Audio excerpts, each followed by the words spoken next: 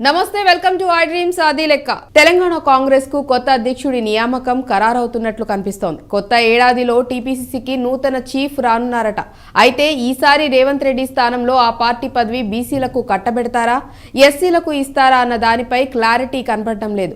ఎస్సీల నుంచి deputy CM Mallu Bhatti Vikramarka ఆ పదవిని ఆశిస్తున్నారు. అలాగే బీసీల నుంచి 4 నేతల పేర్లు కాంగ్రెస్ హైకమాండ్ పరిశీలనలో ఉన్నాయట.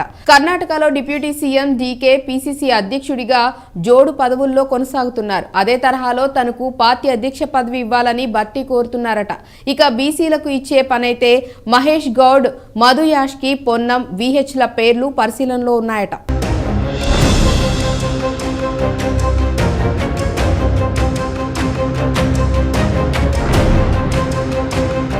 టీపీసీసీ కొత్త అధ్యక్షుడిపై హైకమాండ్ కసరత్తు. 10-15 రోజుల్లోనే కొత్త అధ్యక్షుడి ఎంపిక. ఇప్పటికే అభిప్రాయ సేకరణ పూర్తి చేసిన అధిష్టానం.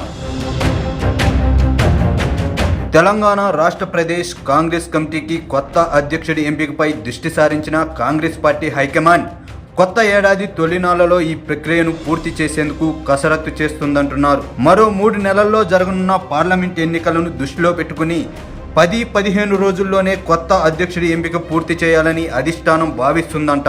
అందులో భాగంగా ఇప్పటికే ఏఐసీసీ పరిశీలకులు, రాష్ట్ర ముఖ్య నేతల నుంచి అభిప్రాయ సేకరణ చేసిన హైకమాండ్ పెద్దలు ఎస్సీ సామాజిక వర్గం నుంచి ఒక పేరును, బీసీ సామాజిక వర్గం నుంచి 4 పేర్లను పరిశీలిస్తున్నట్టు సమాచారం.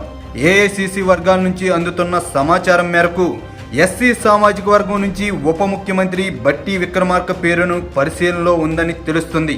కర్ణాటకలో డీకే శివకుమార్ కు డిప్యూటీ సీఎం పదవితో పాటే పీసీసీ అధ్యక్ష పదవిని కట్టబెట్టిన మాదిరే తనకు కూడా ఆ పదవి ఇవ్వాలని భట్టి కోరుతున్నారంట. తాజాగా ఏఐసీసీ అధ్యక్షుడు మల్లికార్జున ఖర్గే అగ్రనేత సోనియా గాంధీని కలిసిన సమయంలో ఇదే విషయాన్ని ఆయన వెల్లడించినట్టు తెలుస్తుంది. పీసీసీ అధ్యక్షుడిగా మల్లు అనంతరాములు చేసిన సేవతో పాటు సీఎల్పీ నేతగా తాను కష్టకాలంలో నిలబడిన తీరును పెద్దల దృష్టికి తీసుకెళ్లినట్టు సమాచారం.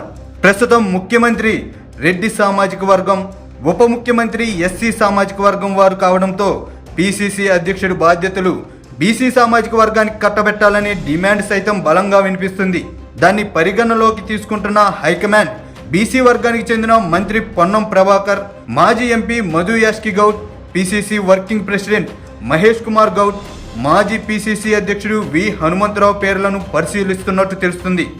ఇందులో పొన్నం ఇప్పటికే మంత్రిగా కొనసాగుతుండటం, మధు యాష్కి ఇటీవల ఎన్నికల్లో పోటీ చేసి ఓడిపోయిన దృష్ట్యా మహేష్ గౌడ్, విహెచ్ల పేర్లను చర్చ జరుగుతున్నట్టు చెబుతున్నారు.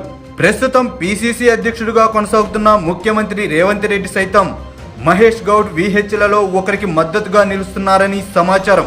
ఏదేమైనా జనవరి 2వ వారానికల్లా తెలంగాణకు కొత్త అధ్యక్షుడి నియామకం జరుగుతుందంటున్నారు. దీనిపై ఇప్పటికే ఏఐసీసీ పరిశీలన చేస్తుందని, బీసీ సామాజిక వర్గ నేతను ఎంపిక చేసేందుకు ఎక్కువ అవకాశాలున్నాయని ఏఐసీసీలోని కీలక నేత ఒకరు చెబుతున్నారు. మరి చూడాలి పీసీసీ కొత్త అధ్యక్షుడిగా ఎవరికి ఛాన్స్ దక్కుతుందో.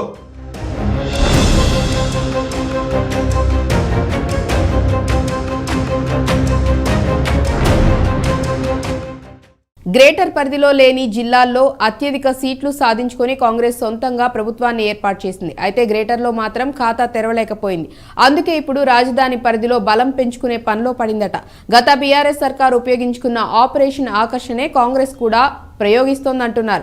ఆ క్రమంలో గ్రేటర్ పరిధిలో వలసలపై జోరుగా ప్రచారాలు మొదలయ్యాయి. కారు దిగి హస్తం గూటికి చేరటానికి పలువురు కార్పొరేటర్లు రెడీ అవుతున్నారట. వారితో పాటు ఎమ్మెల్యేలు కూడా కాంగ్రెస్ వైపు చూస్తున్నారన్న ఊహాగానాలు చెలరేగుతున్నాయి. ఆ ఎఫెక్ట్ తోనే మాజీ మంత్రి కేటీఆర్ పార్టీ ప్రజాప్రతినిధులతో స్వయంగా మీటింగ్ పెట్టి మరీ వారికి భరోసా ఇస్తున్నారట.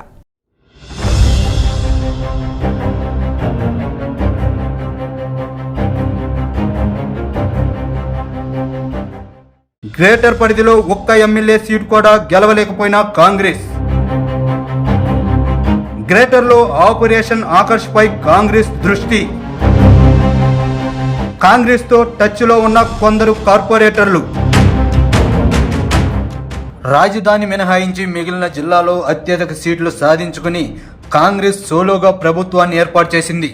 అయితే గ్రేటర్లో ఒకటంటే ఒక్క సీటు గెలవకపోవడంతో ఇతర పార్టీల నుంచి చేరికలను ప్రోత్సహించాలని యోచిస్తుందంట. ఇందులో భాగంగా ఆపరేషన్ ఆకర్షను పదును పెడుతుందంటున్నారు. ఎన్నికలకు ముందు పలువురు కార్పొరేటర్లు కాంగ్రెసులో చేరగా మరికొందరు హస్తం వైపు చూస్తున్నారని తెలిసింది. ఇప్పటికే కొందరు ఎమ్మెల్యేలు కాంగ్రెస్ అగ్రనేతలతో టచ్లో ఉన్నట్టు జోరుగా ప్రచారం కొనసాగుతుంది. ఆ ప్రచారంలో నిజమున్నట్టు తాజాగా కేటీఆర్ మీటింగ్లో స్పష్టం చేస్తుంది.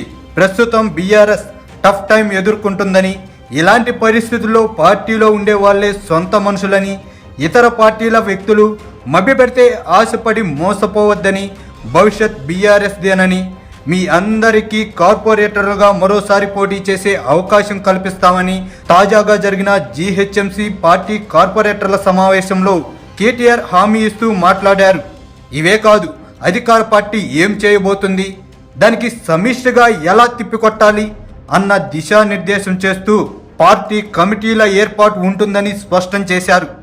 పార్టీ ప్రతిపక్షంలో ఉన్న నేపథ్యంలో ముందస్తు చర్యల్లో భాగంగానే ఈ సమావేశమని చెబుతున్నారు. అయితే కేటీఆర్ ఆ తరహాలో ఇంతకు ముందెప్పుడూ మాట్లాడలేదు. తాజా కార్పొరేటర్ల సమావేశంలో గతానికి భిన్నంగా కేటీఆర్ ఎందుకు మాట్లాడారు, ఎమ్మెల్యేలు లేకుండా కేవలం కార్పొరేటర్లతో సమావేశం అవడానికి గల కారణమేంటి, గ్రేటర్లో పార్టీ గెలుపునకు కృషి చేసిన వారికి కృతజ్ఞతలు చెప్పేందుకే మీటింగ్ ఏర్పాటు చేశారా, మరేదైనా కారణముందా అంటే రాజకీయ వర్గాల్లో భిన్నాభిప్రాయాలు వ్యక్తమవుతున్నాయి. వాస్తవానికి తెలంగాణ ఆవిర్భావం తర్వాత మొదటిసారి అధికారంలోకి వచ్చిన బీఆర్ఎస్ గ్రేటర్లో పట్టు కోసం భారీ స్థాయిలో ఆపరేషన్ ఆకర్షణకు తెరతీసింది. ఇతర పార్టీ నుంచి నేతలను చేర్చుకుంది. ఏడాదిన్నర వ్యవధిలో జరిగిన జీహెచ్ఎంసీ ఎన్నికల్లో రికార్డు స్థాయి విజయం సాధించింది. అంతకుముందు అభ్యర్థులు లేక జీహెచ్ఎంసీ ఎన్నికల్లో పోటీ చేయని పార్టీ అధికారంలోకి వచ్చిన అనంతరం అనూహ్య విజయం సాధించింది. 150 స్థానాలకు గాను ఏకంగా 99 డివిజన్లలో ఆ పార్టీ అభ్యర్థులు గెలుపొందారు. పూర్వ ఎంసీహెచ్ ప్రస్తుత జీహెచ్ఎంసీ చరిత్రలో ఎప్పుడూ లేని విధంగా మేయర్ పీఠం దక్కించుకుంది. 2016లో జీహెచ్ఎంసీ ఎన్నికలు జరగగా అంతకు ముందే నగరంలోని టీడీపీ ఎమ్మెల్యేలను పార్టీలో చేర్చుకుంది కారు పార్టీ. ప్రస్తుతం ఆ పార్టీలో ఉన్న మాజీ మంత్రి తలసాని శ్రీనివాస్ యాదవ్తో సహా ప్రస్తుతం ఎమ్మెల్యేలుగా ఉన్న చాలామంది ఇతర పార్టీల నుంచి వచ్చిన వారే. ఇదే వ్యూహం కాంగ్రెస్ అమలు చేస్తే ఇప్పటికే పలువురు బీఆర్ఎస్ ఎమ్మెల్యేలు కాంగ్రెస్లో చేరేందుకు సిద్ధంగా ఉన్నారన్న ప్రచారం జరుగుతుంది. వారి వెంట కార్పొరేటర్లు వెళ్లకుండా నిలువరించే ప్రయత్నంలో భాగంగానే తెలంగాణ భవన్లో సమావేశం ఏర్పాటు చేశారని బీఆర్ఎస్ శ్రేణులు అంటున్నాయి. అసెంబ్లీ ఎన్నికల్లో సంపూర్ణ మెజార్టీతో అధికారంలోకి వచ్చిన కాంగ్రెస్ గ్రేటర్లో మాత్రం ఖాతా తెరవలేకపోయింది. జీహెచ్ఎంసీ పరిధిలోని 24 నియోజకవర్గాల్లో ఒక్కచోట ఆ పార్టీ అభ్యర్థులు విజయం సాధించలేకపోయారు. తెలంగాణకు గుండెకాయ వంటి హైదరాబాదులో శాసనసభ్యుల ప్రాతినిధ్యం లేకపోవడం ఆ పార్టీకి లోటుగా మారింది. ఈ నేపథ్యంలో ఇక్కడ పార్టీ బలోపేతం, వచ్చే లోక్సభ ఎన్నికల్లో విజయమే లక్ష్యంగా కాంగ్రెస్ నేతలు పావులు కదుపుతున్నట్టు ప్రచారం జరుగుతుంది. జిల్లాలో అపూర్వ ఆదరణ లభించిన పార్టీకి నగరంలో ఎందుకు ఎదురుగాలి వీచింది, లోపాలేమిటి, బీఆర్ఎస్ అనుకూల అంశాలేమిటి అన్న దానిపై పార్టీలోని కీలక నేతలు పోస్టు మార్టం చేస్తున్నట్టు తెలిసింది. క్రమంలో పార్టీ పటిష్టత కోసం చేరికలను ప్రోత్సహించే యోచనలో కాంగ్రెస్ రాష్ట్ర అగ్రనేతలు వ్యూహాత్మకంగా వారు పావులు కదుపుతున్నారని రాజకీయ వర్గాల్లో చర్చ సాగుతుంది. ముఖ్యంగా బీఆర్ఎస్ కార్పొరేటర్లు లక్ష్యంగా ఆపరేషన్ ఆకర్షకు తెర తీయాలన్న యోచనలో ఉన్నారంట. నగరంలో ఎమ్మెల్యేల ప్రాతినిధ్యం లేని నేపథ్యంలో కార్పొరేటర్ల చేరికల ద్వారా స్థానికంగా ప్రజలతో సత్సంబంధాలు కొనసాగించవచ్చునన్నది నేతల ఆలోచనగా చెబుతున్నారు. కొన్ని నియోజకవర్గాల్లో ఎమ్మెల్యేలు కార్పొరేటర్ల మధ్య సఖ్యత లేదు. అలాంటి వారిపై కాంగ్రెస్ ప్రత్యేక దృష్టిని సారిస్తుందంట. టీడీపీలో ఉన్నప్పుడు రేవంత్ రెడ్డితో పరిచయం ఉన్న పలువురు ప్రస్తుతం బీఆర్ఎస్ కార్పొరేటర్లుగా ఉన్నారు.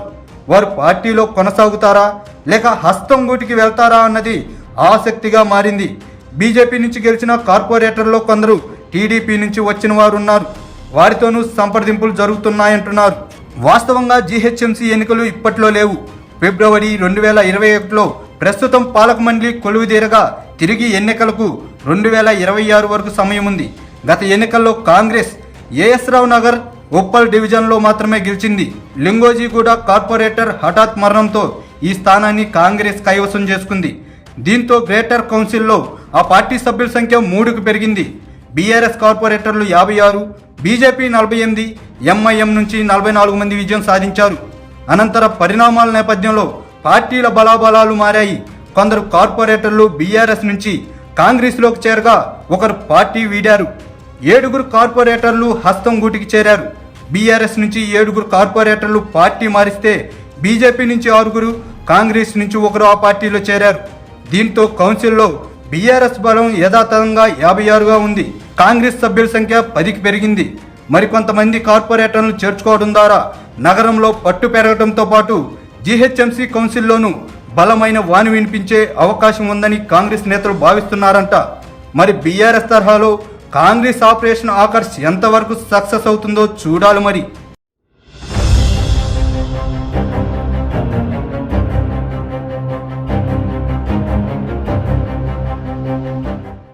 సో చూసారు కదా, ఇది ఇవాల్టి అది లెక్క. మరో టాపిక్ తో మళ్ళీ మీ ముందుంటాను. Keep watching I Dream news.